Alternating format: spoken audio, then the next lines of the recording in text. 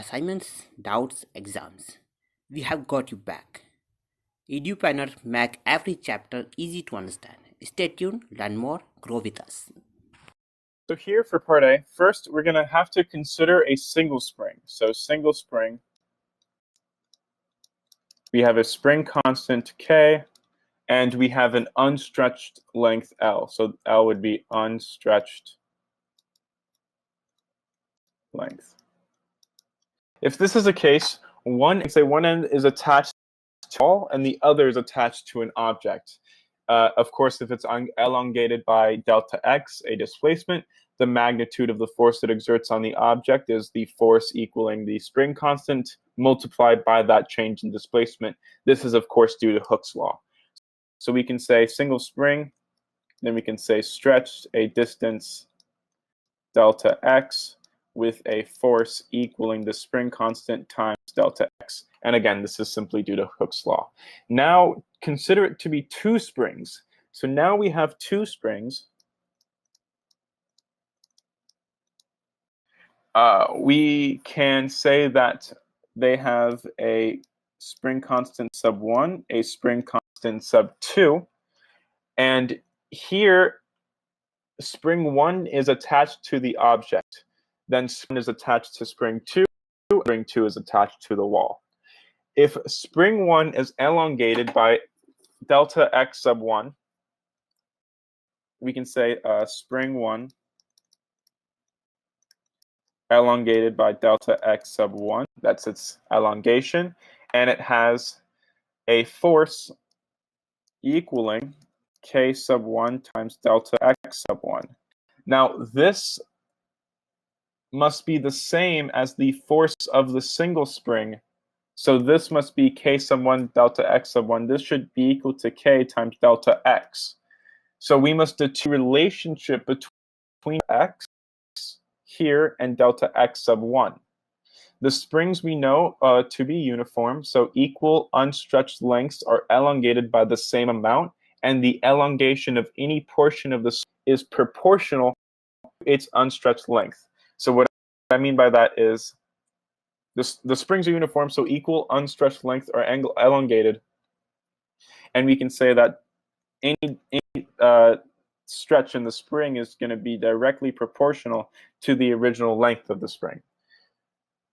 This essentially means that the spring 1 is elongated by delta x sub 1. This would be equal to c some constant times L sub 1, and by the same reasoning, delta x sub 2, spring sub 2 is essentially stretched.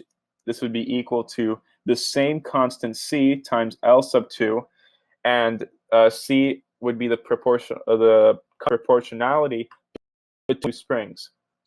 So we can say that then the total elongation of the two springs would be equal to delta x sub 1 plus delta x sub 2, which is simply by definition. This would be equal to the constant of proportionality multiplied by the sum of the two unstretched springs. This would be equal to c times L sub 2 multiplied by n plus 1, where we can say that L sub 1 is equaling n times L sub 2. So now we can say that because, again for part A, L sub 2 is equaling L sub 1 divided by n, this can also be rewritten as delta x equaling c L sub 1 multiplied by n plus 1 divided by n. And so we can substitute delta x sub 1 equaling c L sub 1. We're going to substitute this, and substituting this equation into the k delta x equaling k sub 1 delta x sub 1.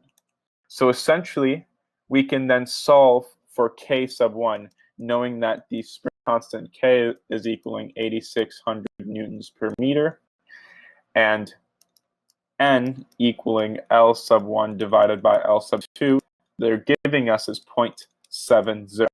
So essentially, k sub 1 would be equal to n plus 1 divided by n multiplied by k.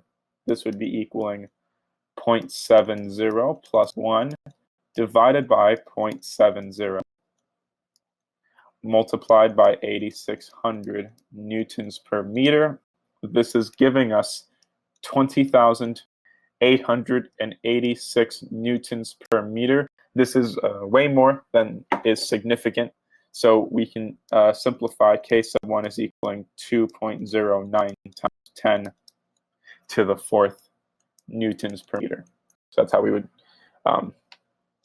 this would be our answer. That's how we would have to round to at least 3 significant figures, or rather at most 3 significant figures. So that would be our answer for part A.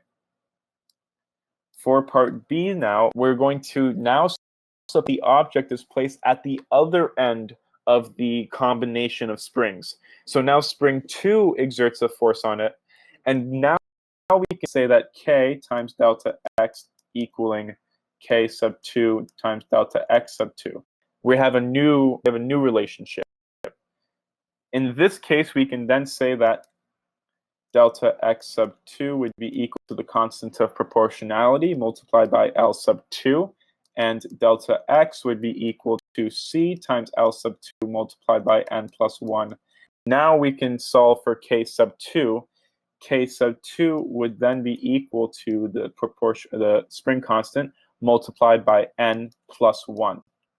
And so this would be a bit easier to solve. This would be 8,600 newtons per meter multiplied by 1.70. This is equaling 14,620 newtons per meter. And again, we can round to 3 significant figures, 1.46 times 10 to the fourth newtons per meter. This would be our answer for part B. Now, given that now the object is at the end of spring 2, spring 2 is now exerting a force on the object. For part C now, we can, to find the frequency, spring 1 is attached to mass m. We replace k